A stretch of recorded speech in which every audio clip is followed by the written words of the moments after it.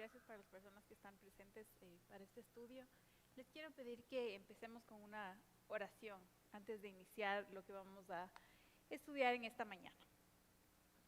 Amado Padre Celestial, yo quiero darte gracias, Señor, por todo lo que haces por nosotros. Gracias por nuestra vida, gracias por tu presencia en nuestra vida, Señor. Gracias porque tú nos permites aprender cada vez más de tu palabra, Señor, y te agradecemos y te bendecimos por la facilidad y por el acceso que tenemos a poder estudiar tu palabra, Señor. Como siempre te quiero pedir que abras nuestros corazones para entender lo que tú quieres decir a cada uno de nosotros, Señor, y gracias por todo lo que tú nos enseñas a través de las historias y de las cosas que tú has dejado escritas para nosotros. Te bendecimos, te alabamos, bendecimos también a cada una de las personas que estén conectadas, Señor, a pesar de la distancia. Sabemos que todos estamos juntos, Señor, y que en tu presencia, con tu presencia en nuestras vidas, somos un solo pueblo, Señor. Te agradecemos y te bendecimos en el nombre del Señor Jesucristo. Amén. En esta mañana vamos a continuar con nuestro folleto. Vamos a iniciar ya la unidad número 2 de este folleto, Honrando a Dios. Y esta lección se encuentra en la página número 41. ¿Ya? Empecemos, como todas las semanas, vamos a hacerlo en el orden cronológico en que el estudio se encuentra en nuestras Biblias. Para eso, empecemos por Deuteronomio 31, 9 al 13, por favor, que estaba en el día martes. Ya les voy a leer la versión NBI. Moisés escribió esta ley y se la entregó a los sacerdotes levitas que transportaban el arca del pacto del Señor y a todos los ancianos de Israel. Luego les ordenó, cada 7 años, en la fiesta de la cancelación de deudas, durante la fiesta de las enramadas, cuando tú, Israel, te presentes ante el Señor tu Dios en el lugar que Él habrá de elegir, leerás en voz alta esta ley en presencia de todo Israel. Antes de iniciar este capítulo, esta lectura del día de hoy, al inicio del capítulo 31 podemos ver lo que está pasando con el pueblo y es la transición del mando entre Moisés y Josué. ¿Ya? Moisés se dirige al pueblo para darle algunas de sus instrucciones finales y él dice que ya tiene 120 años y al igual que vimos recientemente en lo que hizo David, cuando le encargó a Salomón la construcción del arca, Moisés hizo lo mismo con Josué. Y delante de todo el pueblo, él les dijo a todos que el Señor había dispuesto que no sea Moisés quien pase al otro lado del Jordán y que sea Josué quien quede a cargo.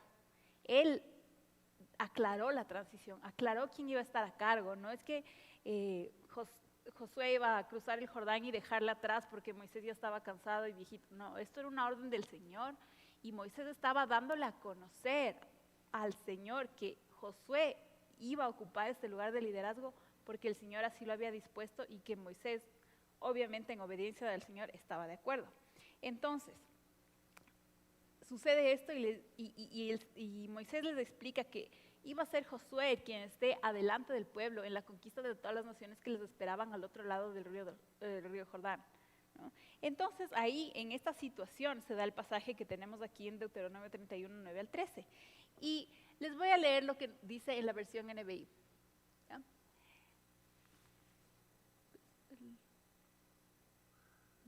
Ya. Moisés escribió esta ley y se la entregó a los sacerdotes levitas que transportaban el arca del pacto del Señor y a todos los ancianos de Israel. Luego les ordenó, cada 7 años, en el año de la cancelación de las deudas durante la fiesta de las enramadas, cuando tú, Israel, te presentes ante el Señor tu Dios en este lugar que Él habrá de elegir, leerás en voz alta esta ley en presencia de todo Israel. Esperemos ahí un momento, ¿ya? Moisés escribe esta ley y se la entrega a los sacerdotes de los levitas.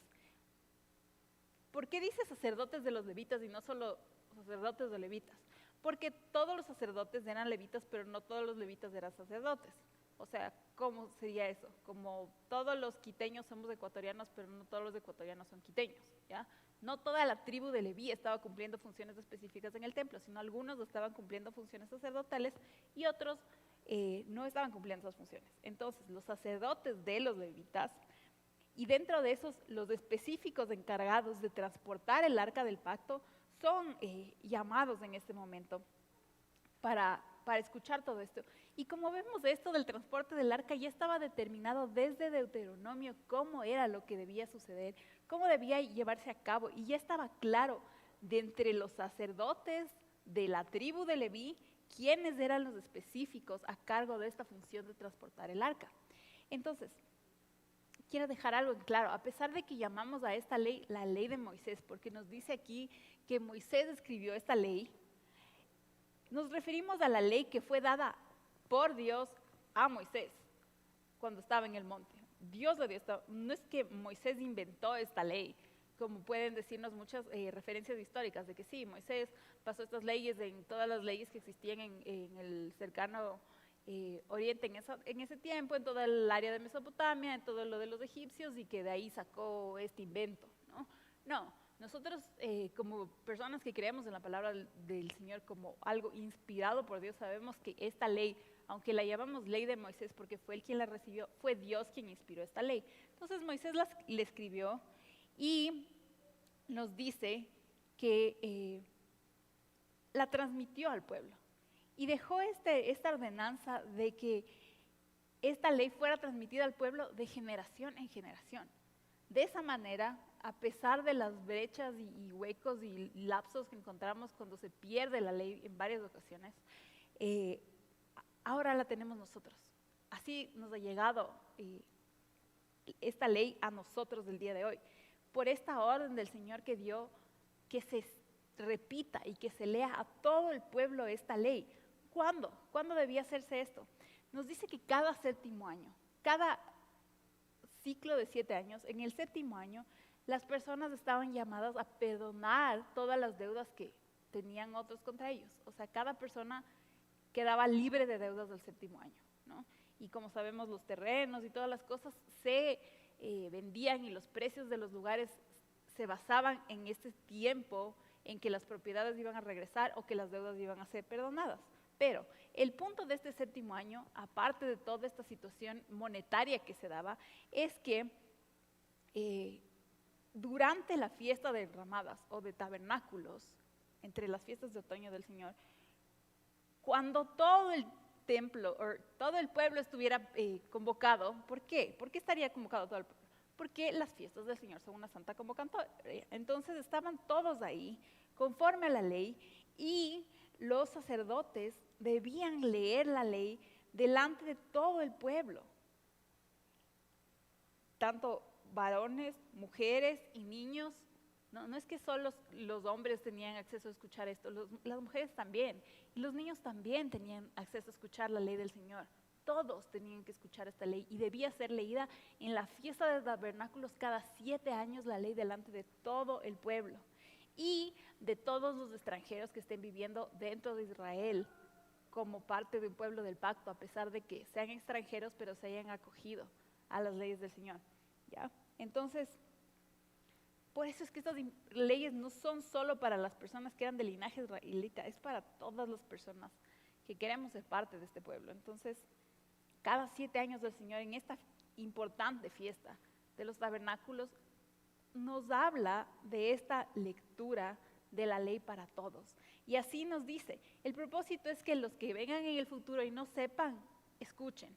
Y cuando escuchen, ¿qué va a pasar? ¿Cuál era el fin de que escuchen? El fin de que escuchen era que las generaciones futuras aprendan la ley del Señor y aprendan a temer al Señor por esta ley que Él nos había dejado, ¿ya? Ahora vámonos a Primera de Reyes 8, 1, 13, muchos años después de esto de Deuteronomio. Ya pasó todo Josué, pasó todo Jueces, pasó todo lo que vimos de David, y ahora estamos llegando al momento en que Salomón por fin ha construido ya el templo. El templo está ya listo y llega el tiempo de la fiesta de tabernáculos, ¿ya? Y durante esta fiesta se lleva a cabo lo que había ya quedado establecido como una orden desde el tiempo de Moisés. En este momento, en la fiesta de tabernáculos, los sacerdotes encargados de transportar el arca, por fin, estando ya listo y construido todo el tabernáculo, la llevan, así como era el anhelo de David, que llegue a suceder algún día que el arca pueda entrar al templo. Ese momento había llegado con Salomón y el arca iba a ser trasladada por los sacerdotes adentro del templo construido por Salomón, ¿ya? El arca siempre había estado en el tabernáculo de Moisés, en esta tienda de campaña, excepto por los momentos en que sabemos que fue robada por los filisteos y todos esos percances que ocurrieron en el camino, pero la mayoría del tiempo había estado en este lugar donde debía estar, que era en la tienda de reunión hecha por Moisés de acuerdo a las especificaciones. Y ahora, los sacerdotes encargados de llevar el arca iban entrarían al templo durante la fiesta, mientras todo el pueblo estaba reunido en esta santa convocatoria de la fiesta de tabernáculos, y llegaba este momento que David había anhelado desde el primer momento que se le ocurrió que quiere que el arca tenga un lugar. Ahora por fin, a pesar de que él ya no estaba ahí, Salomón estaba, y el Señor cumplió esa promesa con David de que Salomón iba a construir, y llegó el momento por fin en que el arca iba a ser trasladada a su nuevo sitio durante esta fiesta de tabernáculos. Y Salomón ofrece un sacrificio de alabanza. Vamos al siguiente, desde el 5. Ya. Les voy a leer. Con la ayuda de los levitas trasladaron el arca del Señor junto con la tienda de reunión y con todos los utensilios sagrados que había en ella. El rey Salomón y toda la asamblea de Israel reunida con él delante del arca sacrificaron ovejas y bueyes en tal cantidad que fue imposible llevar la cuenta. Luego los sacerdotes llevaron el arca del pacto del Señor a su lugar en el santuario interior del templo, que es el lugar santísimo, y la pusieron bajo las alas de querubines. Síguele la siguiente de una vez. Con sus alas extendidas sobre este lugar, los querubines cubrían el arca y sus travesaños. Los travesaños eran tan largos que sus extremos se podían ver desde el lugar santo, delante del lugar santísimo, aunque no desde afuera. Y ahí han permanecido hasta hoy. En el arca solo estaban las 2 tablas de piedra que Moisés había colocado en ella en Horeb, donde el Señor hizo un pacto con los israelitas después de que salieran de Egipto. ¿Ya? Entonces, estaban listos ya en el momento, ya llegaron.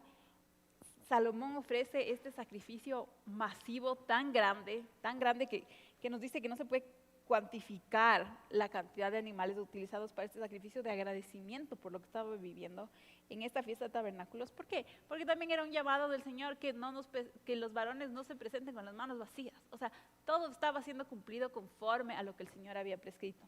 Y llega el momento cúspide, culminante de toda esta historia que había tardado años en llegar a este momento, y es el momento en que los sacerdotes consagrados para portar el arca le llevan al lugar interno del templo, al santuario interno o al lugar que conocemos como lugar santísimo, ¿ya? Y llegan ahí y el edificio que Salomón había edificado era impresionante, por supuesto que era impresionante, pero lo más importante era esto, era lo que estaba dentro del arca. Ese es el punto de la historia. Había oro, había plata, había todo lo que ustedes quieran, pero estaban la ley del Señor, en el centro del centro, en el lugar más sagrado, adentro del cofre de oro, con los travesaños de oro, con las cosas de oro rodeándole, estaba lo más sagrado, que no era de oro, era de piedra, pero era la ley perfecta dada por el Señor. Y eso es lo que quedaba dentro del arca en este punto, ¿no? En un momento sabíamos que estaba maná, sabíamos que estaba la vara de Aarón, pero en este momento nos dice que lo único que se encontraba ahí adentro era las tablas de piedra dadas a Moisés. Cuando sucede todo esto, vamos a la siguiente. Listo. Cuando los sacerdotes se retiraron del lugar santo, la nube llenó el templo del Señor. Y por causa de la nube los sacerdotes no pudieron celebrar el culto, pues la gloria del Señor había llenado el templo. Entonces Salomón declaró: Señor, tú has dicho que habitarías en la oscuridad de una nube, y yo te he construido un excelso templo, un lugar donde habites para siempre. ¿Ya? Entonces, todos en unísono están ahí cumpliendo las funciones que cada uno debía cumplir en el templo del Señor, y dentro de toda la fiesta esta de tabernáculos, transporte del arca, llegada al templo, consagración del templo para el Señor, ellos estaban ahí, pero la presencia del Señor fue tan grande que no pudieron hacer nada, ¿no? Y quiero que contrastemos este momento, ¿no? Salomón, en obediencia, cada uno de los sacerdotes haciendo lo que debía que hacer, cada uno haciendo lo que debía hacer, cada persona convocada acudiendo a la santa convocatoria dada por el Señor, cuando en el tiempo que Él convocó durante la fiesta de tabernáculos, cada uno haciendo lo que sea en este lugar. Y regresemos en la historia y pensemos años atrás, en este mismo lugar, cuando David se encontraba había hecho lo que al Señor no le gusta, haciendo el censo, y el Señor estaba enojado, y el ángel del Señor estaba con la espada desenvainada, y todo era terror, y peste, y plaga, y en este mismo lugar, sí, el mismo Dios, el mismo lugar. Pero ¿cuál era la gran diferencia entre la presencia de David, la presencia de Dios frente a David y los que estaban ahí, que sintieron pánico y terror, como nos decía el estudio anterior, comparado con lo que están sintiendo ahora? Es el mismo Señor y la misma presencia, pero en obediencia, la experiencia de sentir la presencia del Señor fue completamente diferente para los que estaban ahí en el templo. ¿Ya? Vamos por favor a viernes, que nos tocaba leer 2 de Crónicas 4, 19 hasta el 5:1. Leamos por favor. Salomón también mandó hacer los otros utensilios que estaban en el templo de Dios, es decir, el altar de oro, las mesas sobre las cuales se ponía el pan de la presencia, los candelabros de oro puro con sus respectivas lámparas para encenderlas enfrente del lugar santísimo, tal como está prescrito. La obra floral, las lámparas y las tenazas, que también eran de oro puro. Síguelo. Las despabiladeras, los aspersorios, la vajilla y los incensarios. Y en la entrada del templo, es decir, las puertas interiores del lugar santísimo y las puertas de la nave central del templo, las cuales eran de oro. Una vez terminada toda la obra que había mandado hacer para el templo del Señor, Salomón hizo traer el oro, la plata y todos los utensilios que su padre David había consagrado y los depositó en el tesoro del templo del Señor. Miren, en este momento, Salomón consagra todo esto para el Señor. Y todos estos utensilios de oro, plata y todo, y maravillosos, estaban hechos conforme a lo que el Señor había prescrito, conforme a lo que el Señor había dicho en la ley de Moisés que debían ser hechos. Y aunque humanamente podemos decir, esto era demasiado, o sea, era demasiado, es oro, es plata, es tanto, pero ¿realmente podríamos decir que existe algo que sea tanto para el Señor, que sea demasiado para darle a Él? Yo creo que no, o sea, de ninguna manera nada es como demasiado exagerado para dar al Señor, ¿no? ¿Y por qué dio esto Salomón? Salomón no dio esto porque simplemente era un rey millonario y como consecuencia los millonarios siempre dan cosas increíbles para el templo del Señor. No es así. Si así fuera el mundo, entonces todavía estaría funcionando así, que simplemente por el hecho de tener mucho dinero, la gente da mucho para la obra del Señor. No es así.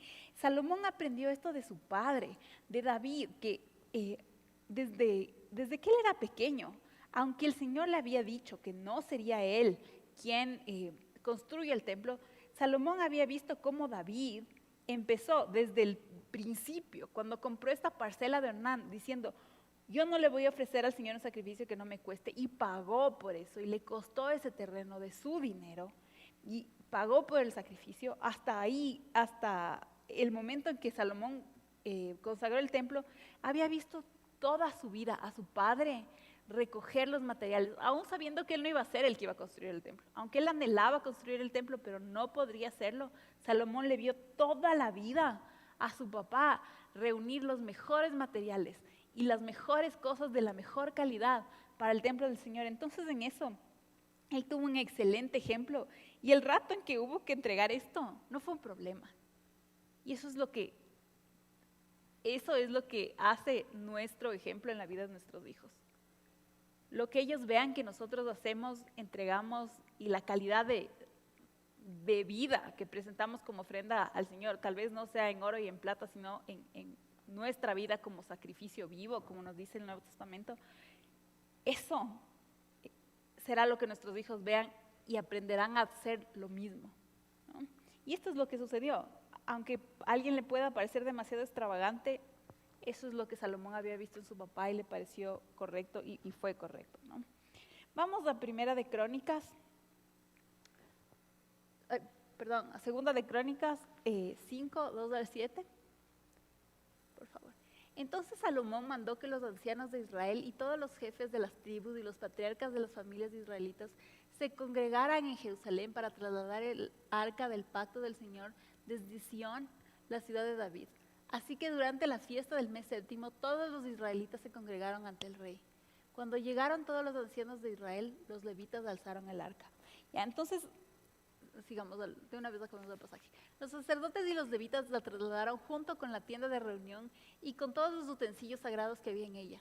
El rey Salomón y toda la asamblea de Israel reunida delante del arca sacrificaron ovejas y bueyes en tal cantidad que fue imposible llevar la cuenta. Luego los sacerdotes llevaron el arca del pacto del Señor a su lugar en el santuario interior del templo, que es el lugar santísimo, y la pusieron bajo las alas de los querubines. Como podemos ver, este pasaje es una repetición de lo que ya habíamos visto en Reyes, pero tenemos aquí un hermoso detalle, ¿no? Primero, que cada sacerdote, sea cual sea la función que cumplía, antes de que pueda hacer esto, fue santificado delante del Señor. No importa la función que nos haya llamado a cumplir el Señor. Es tan importante que cada uno de nosotros que queremos estar al servicio del Señor, que estamos al servicio del Señor, estemos santificados antes de presentarnos delante de Él para servir. No es cuestión de venir por venir o porque no tengo nada más que hacer. Así no es el servicio al Señor. Es una cosa de santificación y de santidad. Es cuestión de una vida que agrade al Señor. Y es por eso que hay personas que aún no han tomado decisiones en su vida de dejar una vida de pecado o de arreglar la situación pecaminosa en la que se encuentran, y aunque asistan a la iglesia, ahora no está asistiendo nadie, pero cuando volvamos a asistir, si las personas insisten en seguir en esta situación de pecado, no son tomados en cuenta para los ministerios, no porque no les queremos, no porque nos caigan mal, no por nada de eso, sino porque si usted quiere servir al Señor, no basta con su buena voluntad, sino que tiene que ser una vida de santidad y de obediencia al Señor para que ese servicio tenga algún sentido. Cuando decida obedecer al Señor y vivir en santidad, entonces puede servirle sin miedo a estar delante de su presencia. Mire cómo fue la experiencia de estar delante de su presencia cuando estaban obedeciendo, y mire cómo fue la experiencia de estar delante de su presencia cuando estaban en pecado. Completamente diferente. Si no le va a obedecer, entonces primero mire en su corazón y pregúntese qué es lo que quiere con el Señor, qué clase de relación es la que quiere. ¿Ya? Y cuando ya sepa la respuesta a esto, si es que la respuesta es no, yo quiero una relación de verdad con el Señor, quiero estar a cuentas, entonces hágalo, ponga sus asuntos en orden, y ahí el Señor le dirá en qué ministerio va a servir, y usted podrá hacerlo con excelencia y conforme a lo que el Señor quiere. Y en este pasaje también nos da un detalle acerca de la alabanza, que nos dice que todos los que estaban designados para esta función estaban alabando y estaban tocando las trompetas al unísono.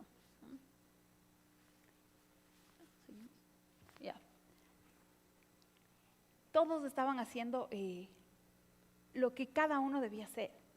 Nos habla de que estaban tocando las trompetas al unísono cuando la presencia del Señor cubrió este lugar y ya no pudieron hacer lo que estaban haciendo, ¿no? Y por supuesto, la presencia del Señor fue sobrecogedora, pero de la mejor manera posible. O sea, los alabantes estaban cantando la misma canción, los trompetistas estaban tocando lo mismo, cada uno estaba haciendo en unidad lo que cada uno debía hacer. Y de esa manera, estando todos en unidad, la presencia del Señor fue tal sobre el templo que no pudieron continuar con sus actividades, porque esta nube de la presencia del Señor fue demasiado para poder seguir en pie alabando y haciendo lo que cada uno tenía que hacer. ¿Ya? Ahora quiero que pasemos al Nuevo Testamento, lo que estaba el día lunes en 1 Corintios 14, 26 al 33, la primera parte. Nos dice, ¿qué concluimos, hermanos? Que cuando se reúnan cada uno puede tener un himno, una enseñanza, una revelación, un mensaje en lenguas o una interpretación. Todo esto debe hacerse para la edificación de la iglesia. Si se hablan lenguas, que hablen 2 o cuando mucho 3, cada uno por turno, y que alguien interprete. Si no hay intérprete, que guarden silencio en la iglesia y cada uno hable para sí mismo. En cuanto a los profetas, que hablen 2 o 3 y que los demás examinen con cuidado lo dicho. Si alguien que está sentado recibe una revelación, el que esté hablando se da la palabra. Así todos pueden profetizar por turno para que todos reciban instrucción y aliento. El don de profecía está bajo el control de los profetas, porque Dios no es un Dios de desorden, sino de paz. Esto tenemos que tener tan claro aún el día de hoy. No es que en el Antiguo Testamento con Salomón hicieron las cosas en orden y ahora la iglesia es un caos. No, la unidad y la unión es algo que debe continuar. ¿Qué tiene que ver esto con lo anterior?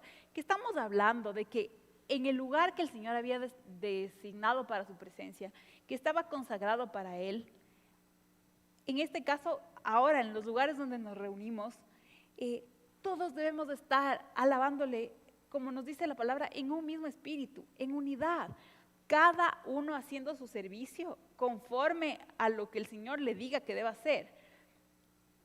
Como los alabantes en ese día que llegaron con el arca al templo, en la fiesta de tabernáculos, todos con la misma canción, al unísono, en unidad.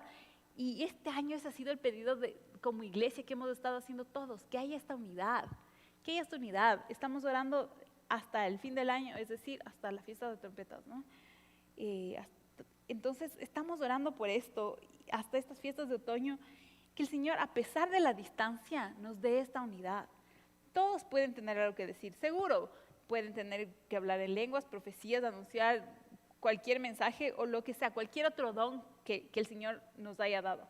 Pero cuando estamos aquí en la congregación, obedecemos este mandato del Señor, de que haya unidad y que haya orden. Y que, como dice, si es que alguien va a hablar en lenguas, que haya alguien que tenga interpretación. Si hay alguien que tenga profecía, que los otros estén escuchando atentamente lo que dice esa profecía, a ver si es conforme a la palabra del Señor. Que si alguien tiene una revelación, entonces le cedan el puesto para que hable y todos seamos edificados. Porque el punto de estos dones que el Señor nos ha dado es para la edificación de la iglesia, no para que alguno de nosotros quede como más increíble porque es más sobrenatural, porque sus dones son más maravillosos. No tiene nada que ver con eso. Tiene que ver con darle honra y gloria al Señor. Y eso debería ser un estándar para cada uno de nosotros. Cada vez que vayamos a un evento, situación, reunión cristiana, antes que nada, fijémonos en esto. ¿Qué está pasando con la unidad? ¿Qué está pasando con el orden? ¿Qué está pasando con el respeto? ¿Qué está pasando con la glorificación a Dios? ¿O es que cada uno está haciendo lo que le parece, cada uno por su lado? Por favor, eso es algo muy importante que tenemos que tomar en cuenta el día de hoy para discernir cuáles son las cosas que se están haciendo en obediencia al Señor y cuáles lamentablemente no. Finalmente, vámonos a Apocalipsis 11, 15 al 19, que nos dice lo siguiente. Tocó el séptimo ángel su trompeta y en el cielo resonaron fuertes voces que decían: el reino del mundo ha pasado a ser de nuestro Señor y de su Cristo, y Él reinará por los siglos de los siglos. Los 24 ancianos que estaban sentados en sus tronos delante de Dios se postraron rostro a tierra y adoraron a Dios diciendo: Señor Dios Todopoderoso que eres y que eras, te damos gracias porque has asumido tu gran poder y has comenzado a reinar. Las naciones se han enfurecido, pero ha llegado tu castigo, el momento de juzgar a los muertos y de recompensar a tus siervos los profetas, a tus santos y a los que temen tu nombre, sean grandes o pequeños, y de destruir a los que destruyen la tierra. Entonces se abrió en el cielo el templo de Dios. Ahí se vio el arca de su pacto, y hubo relámpagos, estruendos, truenos, un terremoto y una fuerte granizada.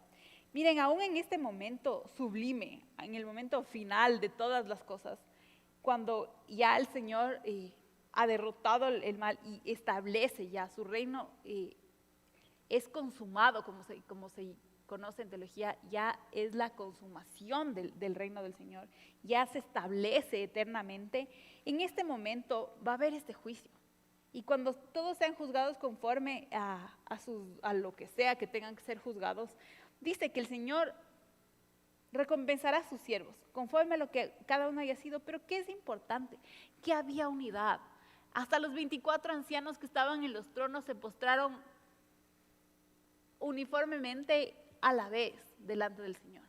Todo estaba pasando en comunión, en unidad, en un solo espíritu. No estaban cada uno por su lado haciendo lo que cada uno le parezca. Todos estaban juntos alabando al Señor.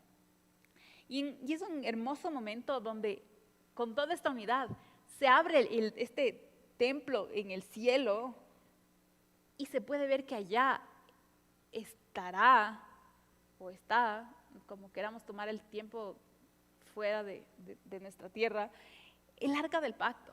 El arca del pacto con las tablas, con la ley que perdura para siempre. Y claro, el mundo estaba viendo, estaba llegando destrucción y castigo, como dice, para los que destruyeron el mundo. Había granizada, truenos, relámpagos y muchas otras cosas. Pero el arca del Señor permanecía en su lugar. Y la presencia del Señor estaba en su lugar. Y su pueblo que le obedecía estaba en unidad, alabándole y adorándole a Él. Esos son lo que teníamos que estudiar en esta mañana. Que el Señor les bendiga y oremos para terminar. Padre Santo, te damos gracias, Señor, por esto. Te pedimos que tú pongas en nuestros corazones como congregación esta unidad a la que tú nos llamas, Señor. Que no hagamos nada conforme a nuestra voluntad, sino en obediencia completa a tu voluntad, Señor. A lo que tú has prescrito en tu palabra, a lo que está escrito en tu ley, a lo que tú nos dices a cada uno, Señor. Permítenos obedecer lo que tú nos dices. Desde el inicio de tu palabra en el Nuevo Testamento también, de la manera en que debe comportarse tu iglesia, Señor, y de la manera en que estamos llamados a discernir y a juzgar las cosas que se están haciendo, Señor. No nos permita ser parte de la desobediencia, del caos, sino de una alabanza agradable para ti, conforme a lo que dice tu palabra. Te alabamos y te bendecimos en el nombre del Señor Jesucristo. Amén.